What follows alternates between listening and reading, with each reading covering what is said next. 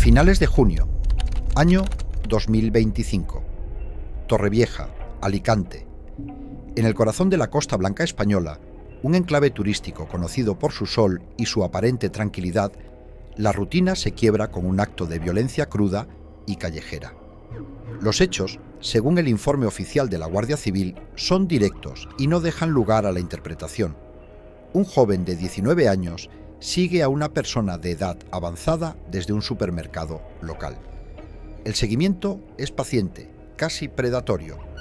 La víctima, cargando con sus compras, llega al portal de su domicilio. Es en ese umbral, un espacio que debería ser seguro, donde el asaltante actúa. Intenta arrebatarle una cadena de oro y un teléfono móvil. La víctima opone resistencia. La respuesta del agresor es desproporcionada y brutal. Utiliza un arma blanca, apuñalando a la persona antes de huir de la escena. La respuesta de las fuerzas de seguridad es rápida y en apariencia ejemplar. La Guardia Civil inicia una investigación que bautizan oficialmente como Operación Cheria 25. El análisis de las cámaras de seguridad es clave. Las grabaciones del portal del edificio registran toda la secuencia: la entrada, la agresión y la fuga. Con estas imágenes, la identificación del presunto autor no tarda en llegar. Los agentes establecen un dispositivo especial de vigilancia en el paseo marítimo de Torrevieja, una zona concurrida donde sospechan que podrían localizar al joven. La táctica da resultado. El sospechoso es detenido. En su historial, los investigadores encuentran otra denuncia por el hurto de una cadena de oro mediante el método del tirón. El caso se cierra con una narrativa satisfactoria para la opinión pública. Un delincuente común, violento y reincidente es puesto a disposición judicial, que decreta su ingreso en prisión provisional sin fianza. La actuación policial se enmarca dentro del Plan Mayor de Seguridad, una iniciativa diseñada para proteger a los más vulnerables. La justicia, en su superficie, ha prevalecido. La noticia ocupa un breve espacio en los informativos locales y nacionales, un suceso más en la crónica diaria de un verano en la costa. Y ahí, para el mundo, termina la historia. Pero los informes clasificados no se archivan por lo que dicen, sino por lo que omiten. Y en este caso, la versión oficial es una construcción impecable que oculta una realidad mucho más compleja y perturbadora. La primera regla del análisis de inteligencia es buscar la anomalía, la pieza que no encaja en el rompecabezas. En el caso de Torrevieja, la anomalía no está en el crimen en sí, sino en la respuesta institucional que generó. La primera bandera roja es el nombre: Operación Cheria 25. En la jerga policial, la designación de una operación con un nombre en clave se reserva para investigaciones de cierta envergadura. Se utiliza para desarticular redes de narcotráfico, tramas de crimen organizado o células terroristas. No se utiliza para un robo con violencia perpetrado por un delincuente solitario, por muy brutal que sea el acto. Nombrar la operación es un acto burocrático que implica la asignación de recursos específicos, la creación de un expediente dedicado y un seguimiento a nivel de comandancia. Es un protocolo para el crimen organizado, no para la delincuencia común. La segunda inconsistencia es táctica. El informe menciona un dispositivo especial de vigilancia en el paseo marítimo para capturar a un sospechoso ya identificado. Esto es, desde un punto de vista operativo, ineficiente. Cuando se tiene una identificación facial clara gracias a una grabación, el procedimiento estándar es la búsqueda activa, la vigilancia de domicilios conocidos o la difusión de la imagen a las patrullas. Un dispositivo especial, que implica agentes de paisano, vehículos camuflados y horas de observación estática, no se despliega para encontrar a una persona. Se despliega para observar una actividad. Se utiliza cuando se espera que un objetivo realice un contacto, recoja un paquete o se reúna con un cómplice desconocido. La pregunta, entonces, no es a quién buscaban, sino qué esperaban que ocurriera en ese paseo marítimo. Finalmente, está el perfil del detenido, un joven de 19 años con antecedentes por hurtos menores. Su modus operandi es impulsivo, de bajo nivel. La violencia que empleó sugiere pánico o inexperiencia, no la fría eficiencia de un profesional. Y aquí reside la contradicción fundamental. La respuesta de la Guardia Civil, con su nombre en clave y su vigilancia especializada, es la que se aplicaría a un operativo de alto nivel. Pero el perfil del detenido es el de un criminal de la más baja estofa. Cuando la respuesta es desproporcionada al estímulo, significa que el verdadero estímulo no es el que se ha hecho público. La operación policial no estaba reaccionando al apuñalamiento. El apuñalamiento, en realidad, había interrumpido una operación mucho más delicada que ya estaba en marcha. El joven de 19 años no era el objetivo principal. Era la pieza que, al moverse de forma errática, reveló la existencia de un tablero de juego mucho más grande. Para entender lo que realmente sucedió, debemos reclasificar al detenido. No era un ladrón. En la terminología de inteligencia era un activo, específicamente un cut-out o bridge agent.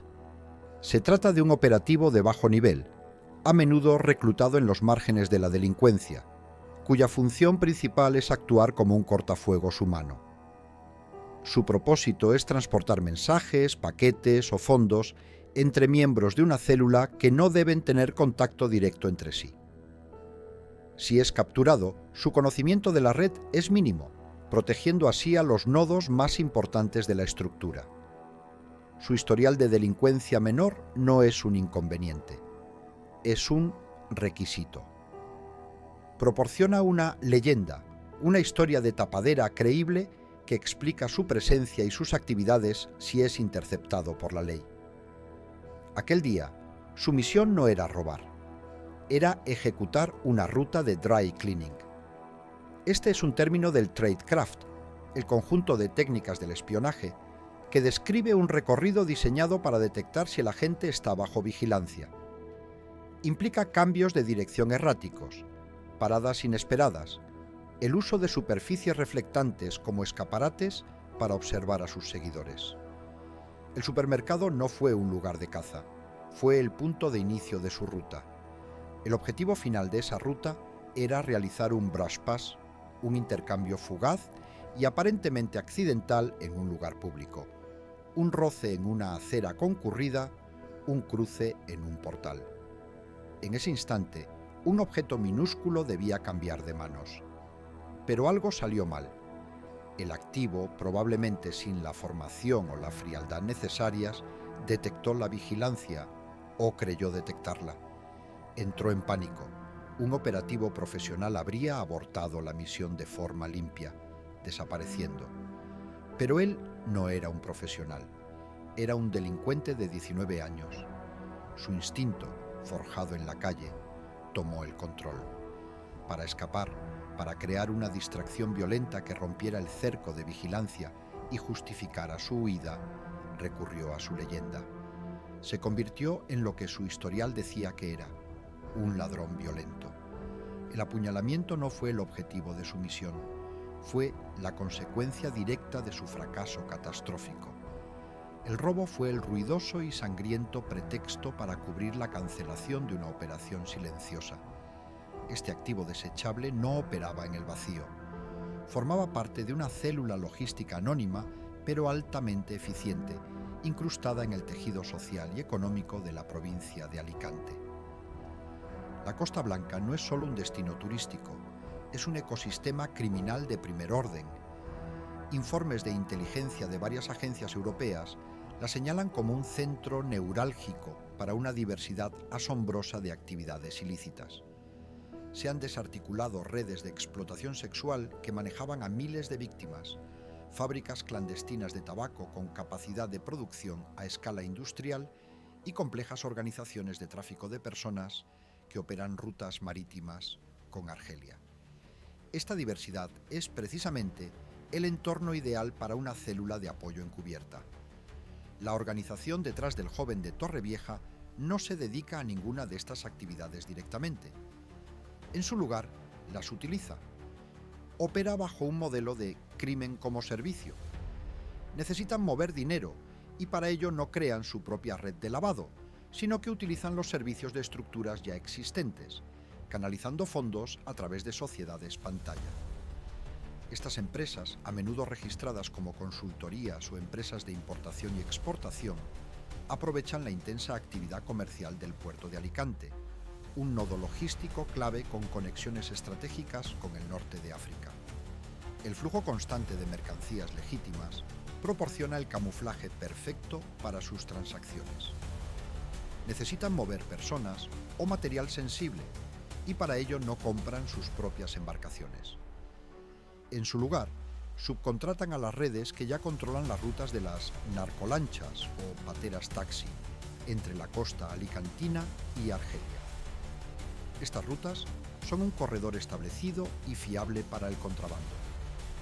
Por una tarifa, un paquete o una persona puede ser incluido en un cargamento de droga o en un viaje de migrantes, disuelto en un tráfico que las autoridades ya luchan por controlar. La organización no es dueña de la infraestructura criminal de la costa, es su cliente más discreto y exigente. Esta estructura modular y descentralizada la hace increíblemente resistente. Desmantelar una de las redes subcontratadas de drogas o de tráfico de personas apenas les afecta. Simplemente cambian de proveedor. ¿Quién dirige una red así? No es un cartel de la droga tradicional ni una mafia con códigos de honor. La entidad que operaba en Torrevieja es un nuevo tipo de actor en el escenario global. Una empresa criminal soberana. Se trata de una organización apátrida, sin lealtades ideológicas o nacionales, que ofrece servicios de inteligencia, logística y ejecución de operaciones encubiertas al mejor postor. Sus clientes pueden ser gobiernos que necesitan una operación negable, corporaciones que buscan eliminar a un competidor, o criminales de alto nivel que requieren una extracción segura de una jurisdicción hostil. La elección de la provincia de Alicante como base de operaciones no es casual. La región es un conocido refugio para fugitivos internacionales. En los últimos años, ha sido detenido allí, por ejemplo, un ciudadano estonio considerado uno de los criminales más buscados de Europa, responsable de la logística de una vasta red de narcotráfico hacia los países nórdicos. Estos individuos no eligen la Costa Blanca solo para esconderse. La eligen porque allí existe la infraestructura necesaria para seguir operando. Esta empresa soberana funciona como una consultora de élite en el mundo del AMPA. Proporciona soluciones a problemas complejos. Su principal activo es la invisibilidad, la capacidad de mimetizarse con el entorno. Y el puerto de Alicante es el entorno perfecto. Su plan estratégico busca posicionarlo como un referente en el tráfico de mercancías con el norte de África. Cada día, miles de contenedores se mueven por sus muelles. En el lenguaje de la inteligencia de señales, esto se conoce como ruido, un volumen masivo de actividad legítima que sirve para enmascarar la señal, el único contenedor, el único paquete, el único individuo que realmente importa. La célula de Alicante era la encargada de gestionar esa señal, de asegurar que entrara y saliera del puerto sin ser detectada. El joven de 19 años era solo un pequeño engranaje en esa vasta maquinaria de invisibilidad. Un engranaje que, al romperse, casi expone todo el mecanismo. Toda operación encubierta tiene un objetivo pragmático y concreto. La misión que fracasó en Torrevieja tenía un nombre en clave interno: Operación Nécora. Su propósito no era un simple intercambio de información. Era la fase final y más crítica de una operación de exfiltración. El paquete a extraer era un High Value Target, HVT, un objetivo de alto valor. Se trataba de un financiero de Europa del Este, un genio de la contabilidad forense que durante años había trabajado para un consorcio internacional de traficantes de armas. Había decidido traicionar a sus empleadores y había compilado un libro de contabilidad digital, una prueba irrefutable que detallaba rutas, sobornos y destinatarios finales de envíos de armamento ilegal que transitaban por puertos clave del Mediterráneo, incluyendo los de Valencia y Barcelona. Este libro mayor, encriptado en un dispositivo de almacenamiento mínimo, era una bomba de tiempo para gobiernos, agencias de inteligencia y organizaciones criminales por igual. El financiero se encontraba oculto en un piso franco en algún lugar de la provincia. La Operación Nécora debía sacarlo de España antes de que sus antiguos socios lo encontraran. El Bruce Pass, que el joven de 19 años debía completar, era el gozne sobre el que giraba toda la operación. No estaba entregando nada, estaba recibiendo.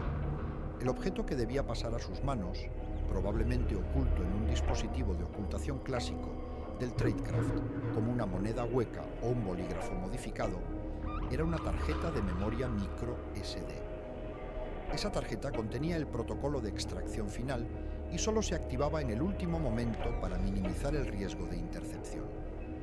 Contenía 3 datos vitales: el número de serie del contenedor en el puerto de Alicante, donde el HVT debía ser escondido, la hora exacta de partida del buque mercante que lo transportaría y la fotografía de reconocimiento del babysitter, el especialista en protección que lo escoltaría hasta su destino final en el norte de África. El apuñalamiento en el portal no fue solo un acto de pánico, fue una onda de choque que pulverizó la operación. En el momento en que la primera sirena de policía sonó en la distancia, el controller de la operación, el oficial de caso que dirigía la célula desde la distancia, habría emitido una burn notice. Es una orden inequívoca. La operación está quemada, la célula está comprometida, todos los activos deben abortar y desaparecer. El joven de 19 años fue abandonado a su suerte. Era un discard, un activo desechable, sacrificado para un fin mayor. Su detención y el circo mediático resultante sirvieron como la distracción perfecta. Mientras la Guardia Civil se felicitaba por arrestar a un ladrón violento, el verdadero objetivo, el financiero con sus secretos multimillonarios y el resto de la célula, se desvanecían en las sombras, aprovechando el caos que su peón había creado. El epílogo oficial es limpio y ordenado. Un joven delincuente está en prisión, cumpliendo condena por robo con violencia e intento de homicidio. La víctima se recuperó de sus heridas. La comunidad de Torrevieja respiró aliviada. El Plan Mayor de Seguridad fue declarado un éxito, un ejemplo de eficacia policial. El caso Cheria 25 se archivó, una estadística más en la lucha contra la delincuencia. Para el público, la historia tiene un principio, un nudo y un desenlace. Pero en el mundo real, las historias importantes rara vez terminan. Simplemente se sumergen de nuevo bajo la superficie. El financiero y su libro mayor digital nunca fueron encontrados. La información sobre las rutas de tráfico de armas nunca vio la luz. El controller y los especialistas de la célula logística abandonaron España. Sus identidades falsas disueltas, sus pisos francos vaciados. Las sociedades pantalla que financiaban sus operaciones fueron liquidadas silenciosamente o entraron en un estado de inactividad, esperando ser reactivadas para una futura misión. Lo que el incidente de Torrevieja revela es la verdadera naturaleza del conflicto en el siglo XXI. Ya no se libra únicamente en campos de batalla lejanos, sino en las zonas grises de nuestro mundo globalizado, en los puertos comerciales, en las redes financieras y en las calles de nuestras ciudades turísticas. Lugares como la Costa Blanca, con su alta población flotante, su economía sumergida y su posición como encrucijada del Mediterráneo, son el teatro de operaciones ideal para esta guerra invisible. El apuñalamiento no fue un acto aislado de maldad, fue una falla en el sistema, un error humano que nos permitió, por un instante, ver el contorno de una maquinaria clandestina que opera a nuestro alrededor, utilizando la normalidad como su camuflaje más efectivo. La organización responsable de la Operación Nécora sigue activa. Son pragmáticos. Un activo fue perdido, una misión fracasó. Para ellos, es simplemente el coste de hacer negocios. El engranaje roto ya ha sido reemplazado. La red se ha reconfigurado. Y ahora mismo, mientras la vida sigue su curso en la soleada costa española, esperan en silencio su próximo contrato, listos para ofrecer sus servicios de caos y clandestinidad al mejor postor. El sistema no fue destruido, simplemente se ha reiniciado.